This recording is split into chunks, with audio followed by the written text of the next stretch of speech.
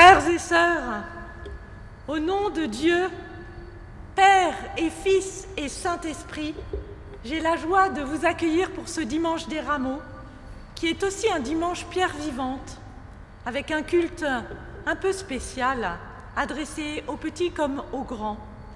Bienvenue à vous qui êtes venus vous présenter ici dans ce temple et à vous qui participez chez vous, derrière votre écran. La forme de ce culte sera peu conventionnelle, non pas un temps de prédication classique centrale, mais une réflexion diluée tout au long du culte par des lectures bibliques, des scénettes, des prières et des chants. Quoi qu'il en soit, j'ai une grande nouvelle à vous annoncer, à chacun de vous. Le royaume de Dieu est proche, tout proche. C'est cette nouvelle-là que nous sommes venus entendre aujourd'hui. C'est parce que Dieu nous invite que nous sommes réunis. À Jérusalem, il y a 2000 ans, les Juifs s'apprêtent à accueillir Jésus comme un roi. Et je vous invite à écouter ce texte dans l'Évangile de Marc au chapitre 11, les versets 1 à 11.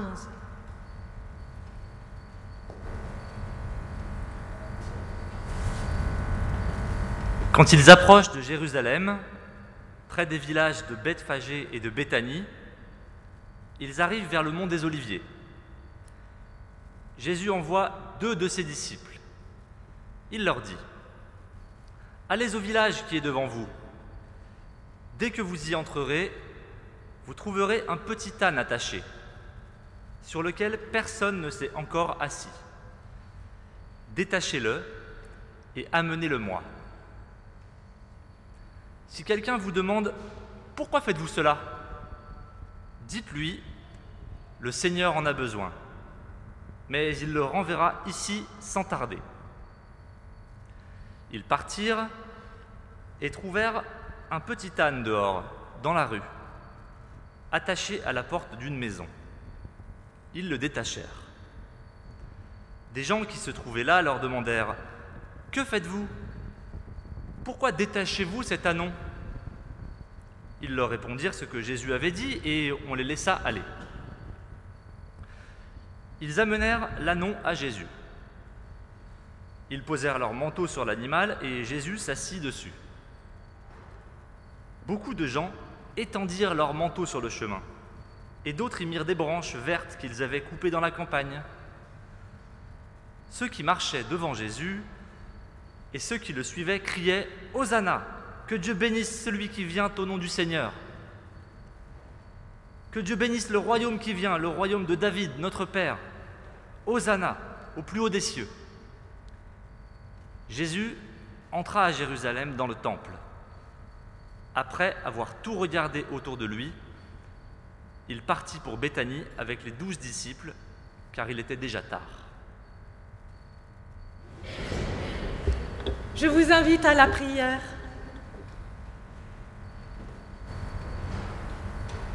Seigneur Jésus, il y a 2000 ans, tu es entré dans Jérusalem, la ville du temple de ton Père, et tu y as été accueilli comme un roi. Lorsque nous disons la prière que tu nous as apprise, le Notre Père, nous prions Dieu pour que son règne arrive. Seigneur Jésus, par toi, nous voulons nous laisser conquérir. Par toi, nous voulons honorer et servir, adorer et bénir celui qui nous donne la vie et qui renouvelle toutes choses. Viens, Seigneur Jésus, sois accueilli en nous comme un roi, que nous puissions te reconnaître présent au milieu de nous. Montre-nous ton visage et donne-nous ta paix. Amen. Jésus est entré à Jérusalem acclamé comme un roi. À présent, je vous invite à vous projeter sur un plateau de télé et à regarder en direct un interview sur France 2 nous y découvrirons un roi d'une autre catégorie. Et voici donc Sophie-Anne Lipax qui va donc interviewer. Je vous laisse découvrir la suite. Bonjour et bienvenue dans le journal de France 2 en direct du stade de Paris Saint-Germain. Ce soir, en effet, nous interrogeons sur le monde du sport et plus particulièrement sur le football avec une grande star du PSG, j'ai nommé Ronaldoni. Je vous demande de l'accueillir.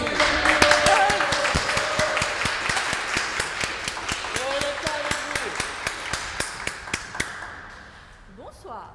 Bonsoir, heureux de faire votre connaissance. J'ai une surprise pour vous. Oh. Je vous ai amené le maillot fétiche, le maillot que je portais quand j'étais un jeune footballeur.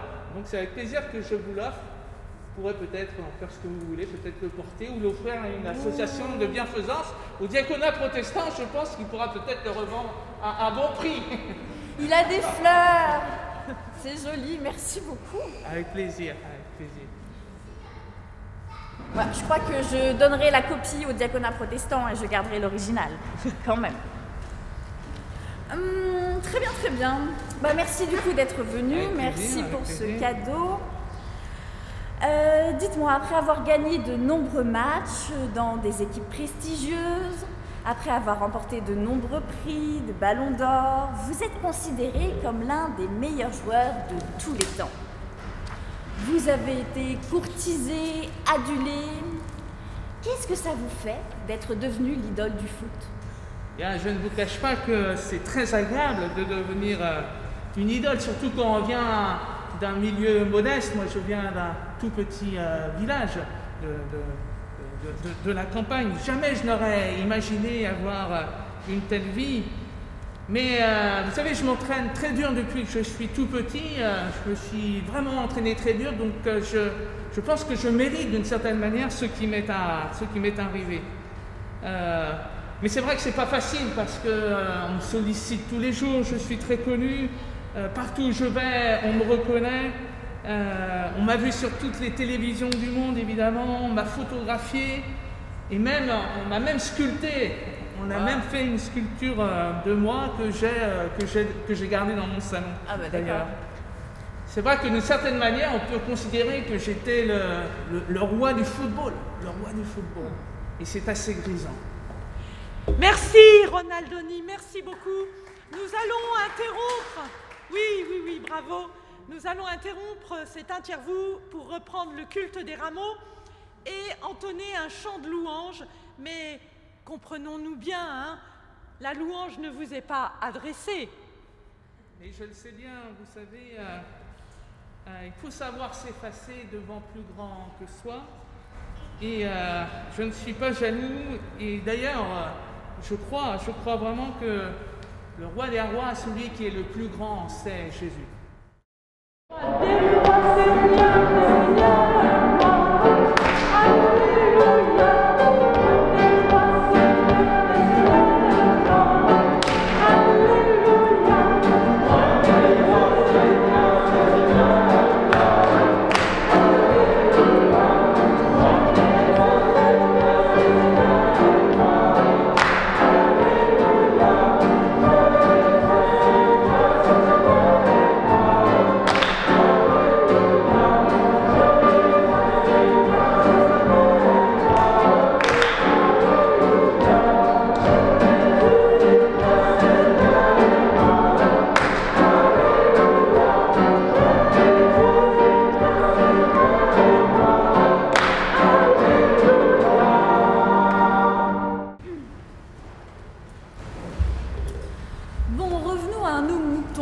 Ronaldoni, est-ce toujours bien agréable d'être une idole du football, d'avoir son image dans le métro, sur les journaux, à la télé, d'être connu partout quand on se promène dans la rue? N'est-ce pas un petit peu fatigant? Si, vous avez raison, Sophia, ce n'est pas toujours simple. Il y a la fatigue, le fait d'être interpellé partout quand on sort dans la rue, d'être reconnu, même si on met des grosses lunettes noires et qu'on essaye de passer incognito. ne plus pouvoir aller prendre un café dans la rue, les joies toutes simples comme cela. Et puis ce qu'il y a peut-être de pire, c'est la pression depuis toujours, depuis qu'on est tout petit footballeur, cette pression, toujours être le meilleur, toujours le meilleur, et quand on est très bon, être encore meilleur, à chaque échelon, et plus ça grimpait, plus je grimpais dans la hiérarchie mondiale, plus la pression devenait importante. Et quand je suis arrivé au plus haut, quand je suis devenu le meilleur joueur du monde, sans fausse modestie, c'était encore pire car là, j'avais l'impression que je n'avais pas le droit de redescendre, je devais rester à mon niveau. Si jamais je n'étais plus le meilleur joueur du monde, il me semblait que je ratais ma vie, littéralement. Il fallait absolument que je tienne mes promesses. Et quand on est un peu orgueilleux comme moi, tenir ses promesses, c'est important. Eh ben, du coup, c'est ma seconde question. Qu'est-ce qui se passe quand on n'arrive pas à les tenir, ces promesses ?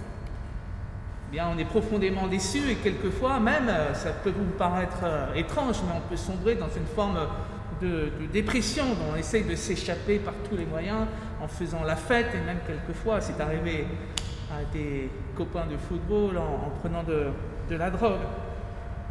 Et puis ce qu'il y a de plus dur, et ça c'est la réalité aussi des joueurs de haut niveau, c'est que quand on ne tient pas ses promesses, on déçoit ceux qui nous supportent. On déçoit mon sponsor. Et alors, la foule qui nous adorait peut devenir très violente, peut nous siffler, nous conspuer, nous jeter des canettes. Cela m'est arrivé. Peut-être vous vous souvenez de ce penalty que j'ai raté lors de tout le monde s'en la souvient, finale, vous savez. oui, du mondial. Eh bien, on ne sait pas tout, mais j'ai reçu des lettres de menaces, des lettres de mort, et même une fois, on m'a tiré dessus. Alors, c'est vrai que ce n'est pas toujours facile d'être au sommet. Mais est-ce qu'il n'y aurait pas un peu de jalousie aussi de la part de toute cette foule, de tous ces fans qui vous aiment, mais en même temps qui aimeraient bien être à votre place ? Vous savez, je commence à être un peu avancé en âge, à avoir l'expérience. Je crois que malheureusement, il y a la jalousie dans tous les milieux, bien sûr dans le milieu du sport, mais pas que dans le milieu du sport, mais évidemment dans le milieu du sport. Et on m'a fait... oui, j'ai été jalousé par des amis, en tout cas par ceux que je considérais comme des amis, et qui m'ont, je peux le dire comme ça, qui m'ont trahi. Et c'est terrible d'être trahi, évidemment, par des gens qu'on considérait comme des amis, par des gens proches. Alors, oui, c'est sûr, le succès a suscité de l'agressivité et de la jalousie. Ça me fait penser à l'Évangile, à Jésus qui lui aussi a suscité de la jalousie et lui aussi a été trahi, je le crois. Ronaldoni, je vous remercie pour cette transition qui nous permet de reprendre le cours du culte. Nous avons bien entendu, être le roi, la star du foot, ce n'est pas toujours évident. Ça met la pression et ça peut susciter de l'agressivité. Lorsque Jésus entre à Jérusalem, il est acclamé comme un roi, et pourtant, quelques jours après, il va être arrêté, torturé. La foule va demander sa mise à mort et il va être crucifié. Pourquoi ? Mais pourquoi ? Ronaldinho dit que ce qui a suscité l'agressivité, c'est la déception et la jalousie. Et pour Jésus, est-ce que ce n'est pas la même chose ? Alors j'ai envie de vous poser deux questions. Qu'est-ce qui fait que les gens sont déçus par Jésus ? Et qu'est-ce qu'il fait qu'ils sont jaloux de lui ? En tout cas, c'est clair que pour les sacrificateurs et les chefs des prêtres, enfin les prêtres, eh bien Jésus a tiré à lui des foules à cause de beaucoup de choses, ses miracles, ses paroles, ses guérisons, et qu'ils avaient l'impression de perdre le pouvoir. Voilà, c'est peut-être ça aussi que Ronaldoni a rencontré, c'est que certains avaient l'impression qu'il leur volait la vedette. Et je vous invite maintenant à la prière. Seigneur Jésus, il y a 2000 ans, après t'avoir fait un triomphe, Après ton entrée à Jérusalem, tout le monde t'a abandonné. D'abord la foule qui s'est laissée influencer par tes ennemis jaloux.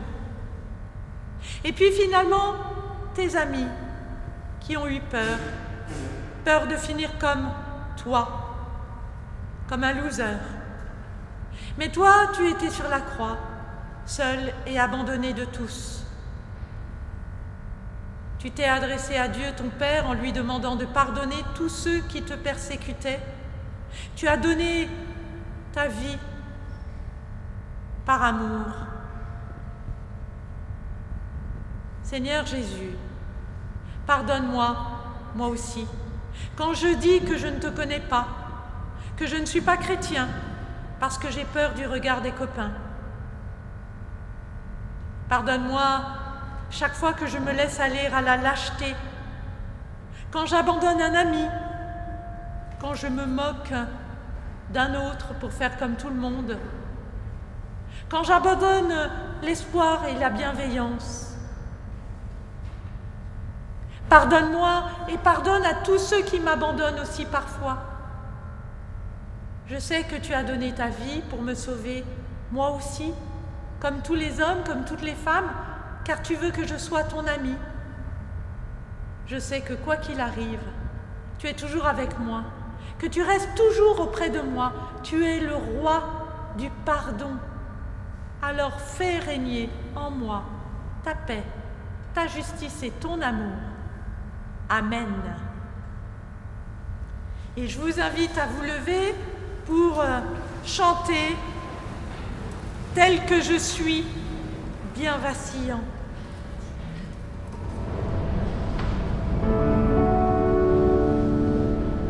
Tel que je suis, bien vacillant, envoie tout à chaque instant, du temps de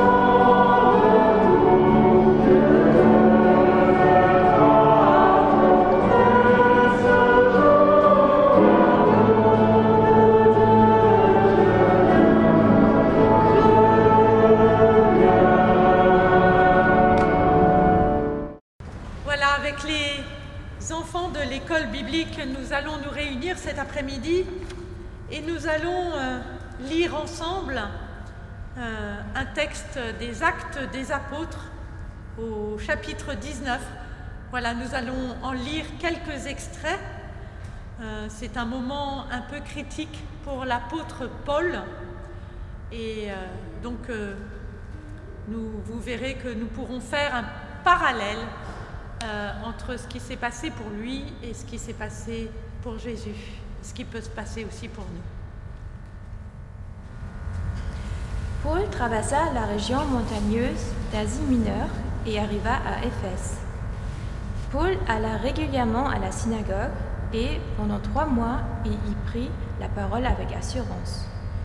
Il parlait du royaume de Dieu et s'efforçait de convaincre ses auditeurs. À cette époque, de graves troubles éclatèrent à Éphèse à cause de ceux qui suivaient le chemin du Seigneur. Un bijoutier nommé Démétrius fabriquait des petits temples en argent de la déesse Artémis et procurait ainsi des gains importants aux artisans. Il réunit ces derniers ainsi que ceux qui avaient un métier semblable et il leur dit : « Mes amis, vous savez que notre prospérité est due à ce travail. Or, vous voyez et vous entendez dire ce qui se passe. Ce Paul déclare en effet que les dieux fabriqués par des mains humaines ne sont pas des dieux. Il a réussi à convaincre beaucoup de monde, non seulement ici, à Éphèse, mais dans presque toute la province d'Asie. Cela risque de causer du tort à notre métier et en outre de faire perdre toute sa réputation au temple de la grande déesse Artémis. Alors elle sera privée de sa grandeur, cette déesse qu'on adore partout dans la province d'Asie et dans le monde. À ces mots, les auditeurs furent remplis de fureur et se mirent à crier « Grande est l'Artémis des Éphésiens !» L'agitation se répandit dans la ville entière. Lorsque les troubles eurent cessé, Paul réunit les disciples et leur adressa des encouragements. Puis il leur fit ses adieux et partit pour la Macédoine.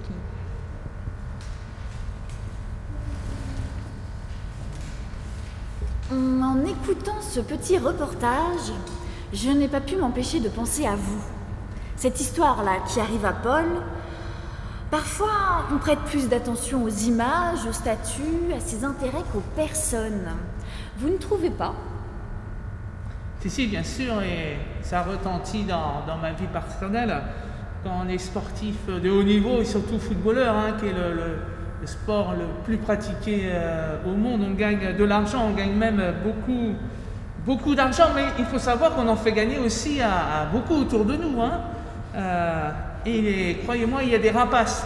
Il y a des rapaces qui veulent se faire de l'argent sur notre dos. Et tant pis si on a des ennuis de santé, tant pis si notre famille éclate. L'argent est une véritable drogue pour ces rapaces, mais aussi, il faut que je sois honnête, et aussi il l'a été pour moi, en tout cas au moins dans la plus grande partie de ma carrière.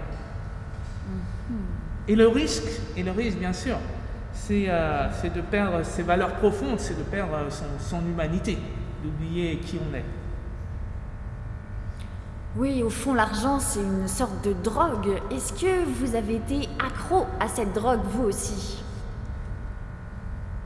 Eh bien, oui, bien sûr, oui. Accro à l'argent, accro à la gloire, accro à la lumière, accro à être adoré. Mais un jour, tout a basculé. Je peux peut-être vous partager ça. Je le fais rarement parce que c'est quelque chose de très intime de ma vie. Vous savez, quand on est footballeur comme ça, on a beaucoup d'argent et on aime rouler dans des très belles voitures, on a les moyens de se les offrir et on aime rouler vite, ces voitures qui font rouler vite. Et c'était une soirée où je revenais pour faire le vide, une nouvelle fois d'une fête avec des amis et j'étais fatigué et je roulais vite et j'ai eu un accident de voiture. La voiture est sortie de la route à quelle vitesse je roulais, mais peut-être à plus de 150 km/h. Et j'ai un vague souvenir de ce qui est arrivé, mais une émotion très forte, le sentiment vraiment que ma vie était en train de basculer, que j'étais entre la vie et la mort, et pourtant je n'avais pas peur. Et une sorte de grande lumière m'est apparue, et en même temps, comme je vous le dis, pas de peur, mais le sentiment d'une très grande douceur. Et là, c'est curieux, mais c'est la réalité. Le sentiment que j'étais profondément aimé. Je ne sais pas si j'ai compris tout de suite que cet amour venait de Jésus-Christ ou si je l'ai compris plus tard, mais le sentiment vraiment d'être aimé, et pas d'être aimé parce que j'étais Ronaldinho, le plus grand joueur de football du monde, mais aimé parce que pour qui j'étais, le petit footballeur qui a commencé à jouer dans les rues de Sao Paulo, même pas avec des ballons de football, mais avec des ballons faits de papier mâché. Et depuis ce temps-là, j'ai compris que peu importait d'être connu ou inconnu, de gagner de l'argent ou de ne pas avoir beaucoup d'argent, l'essentiel est de savoir qu'on est aimé et que Jésus nous aime et qu'il vous aime, Sofiane. Et qu'il nous aime, nous tous qui sommes là, que nous sommes aimés. Pas pour ce que nous faisons, pas pour l'argent que nous gagnons. Nous sommes aimés pour qui nous sommes par Jésus, au plus profond de nous-mêmes. Eh bien, je vous remercie beaucoup. Ça va être la fin de cette interview. Le culte, je crois, va reprendre. Et je vous propose de vous asseoir avec le commun des mortels. Ça vous fera un peu de bien. Et à moi aussi. J'ai une question à vous poser, Ronaldoni, excusez-moi. J'ai l'impression que ça a changé votre vie, cette rencontre. Oui, bien sûr. Ça a changé la vie dans le sens que je n'ai plus peur, comme je l'ai dit. Je n'ai plus peur d'échouer, peu importe cela, ce n'est pas grave. Et ça a changé aussi ma vie parce que je ne me mets plus la pression et plus personne ne me met la pression, peu importe. Je n'ai plus à gagner. Je sais qu'il y en a un qui a gagné pour moi une fois pour toutes. Il y en a un qui est le goléador par excellence. Jésus, c'est lui qui marque les buts pour nous et l'essentiel est de le suivre. Bon. Eh bien, Ronaldoni, je crois que vous avez raison. Et j'ai envie de dire que, pour résumer un peu ce que vous avez dit, non, rien ne pourra jamais nous enlever l'amour de Jésus, qu'on soit en haut ou tout en bas. Quoi qu'il nous arrive, nous pouvons compter dessus. Alors je crois que nous pouvons chanter « Torrent d'amour ».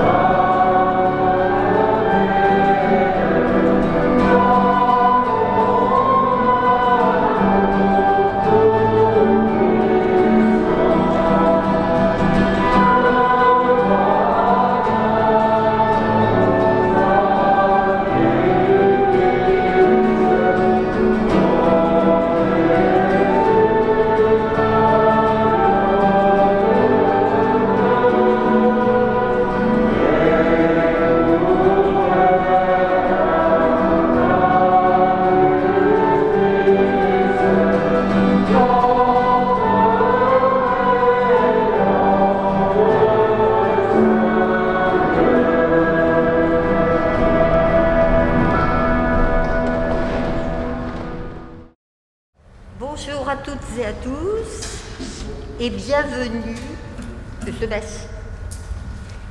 Et bienvenue à celles et à ceux qui viennent pour la première fois dans ce temple. Surtout, n'hésitez pas à échanger quelques mots à la sortie avec l'un ou l'autre d'entre nous. C'est aussi le moment de saluer toutes les personnes qui suivent ce culte derrière leur ordinateur. Bienvenue à vous. Alors maintenant, quelques informations.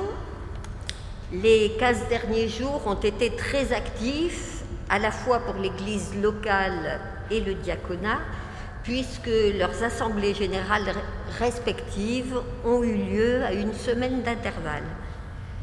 La semaine prochaine, il y aura 4 cultes. C'est la semaine de Pâques, bien sûr. Alors, pour cause de couvre-feu, les cultes des jeudis et vendredis saints seront seulement accessibles en visiodiffusion de 20h à 21h les 1er et 2 avril. Le dimanche de Pâques, pour permettre au maximum de monde de participer dans des bonnes conditions sanitaires, il y aura 2 cultes. Le premier à 9h30 et le deuxième à 11h. Il faudra vous inscrire soit par courriel, soit par téléphone. Toutes les précisions sont sur le site internet de l'Église. La prière téléphonique hebdomadaire a toujours lieu le mardi à 11h30. Là encore, rendez-vous sur le site internet pour les détails pratiques. Alors, maintenant, c'est le moment de l'offrande. Cette offrande, le jour des rameaux, est traditionnellement destinée au diaconat. Alors, plutôt que d'être déçus ou jaloux, soyons généreux, ouvrons nos cœurs aux besoins de tous ceux qui sont au bord du chemin. Dis aux personnes qui suivent ce culte en visioconférence qu'ils peuvent aussi faire un don sur le site du diaconat protestant auquel vous pouvez accéder par l'intermédiaire du site de l'Église.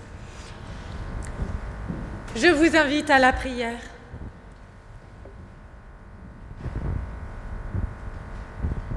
Seigneur Jésus, aide-nous à discerner ce qui est juste, comme toi tu as su le faire, à ne pas nous laisser manipuler par l'opinion publique, par les fake news sur les réseaux sociaux ou par des leaders assoiffés de pouvoir.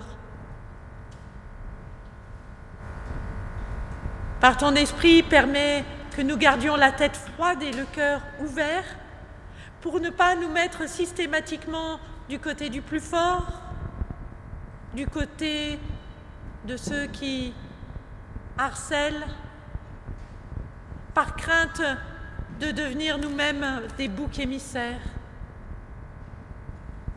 En ce temps de pandémie, nous te confions nos responsables politiques, afin qu'ils soient dans le service et qu'ils aient la bonne vision pour notre pays. Quant à nous, dans ces temps de crise et de bouleversement, ne nous permets pas de nous laisser emporter par la peur, comme tes disciples, emporter par nos angoisses. Apprends-nous à avoir le courage de nos convictions, le sens des responsabilités et la force de l'espérance. Enracine ta parole en nous, fortifie notre cœur et notre intelligence. Donne-nous de t'être fidèles, comme toi tu nous es fidèle. Donne-nous de t'offrir nos vies comme toi en ce moment, tu offres la tienne pour nous. Aujourd'hui, Seigneur, alors qu'ils sont persécutés, torturés, exécutés, déplacés, arrachés à leur terre, des chrétiens en Irak, en Syrie ou ailleurs, continue de croire. Donne-leur la force de vivre, de croire, d'espérer. Et pour ceux qui le peuvent, de se battre, ne permets pas que, comme toi, il reste seul. Ceux qui te persécutaient sont ceux qui aujourd'hui persécutent les autres, du fait de leur religion, de leur physique un peu différent, de leur classe sociale ou de leur étrangeté. Offre-leur ton pardon lorsque nous ne savons pas nous-mêmes pardonner, et permets qu'ils puissent te rencontrer vraiment et changer de cœur.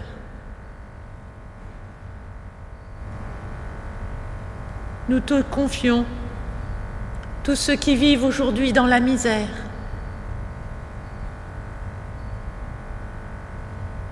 Et nous te confions aussi tous ceux qui vont à leur rencontre, et plus particulièrement le diaconat protestant.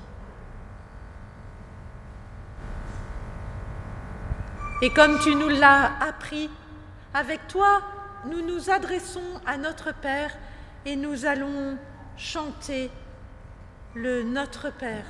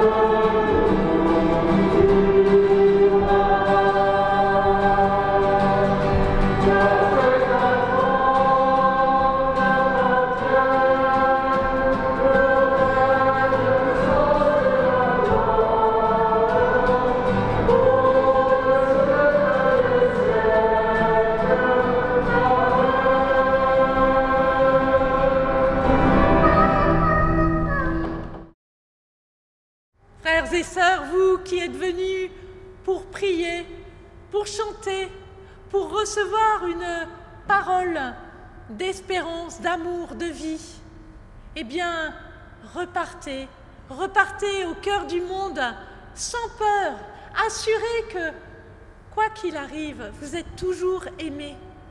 Quoi qu'il arrive, vous n'êtes pas abandonnés. Quoi qu'il arrive, il est présent avec vous. Oui, repartez pour aimer à votre tour, pour aimer le monde où le Christ nous envoie. Que le Dieu de la paix, de l'amour et de l'espérance vous bénisse. Dieu Père, Dieu Fils et Dieu Saint-Esprit, qu'il vous donne de marcher vers son royaume. Amen.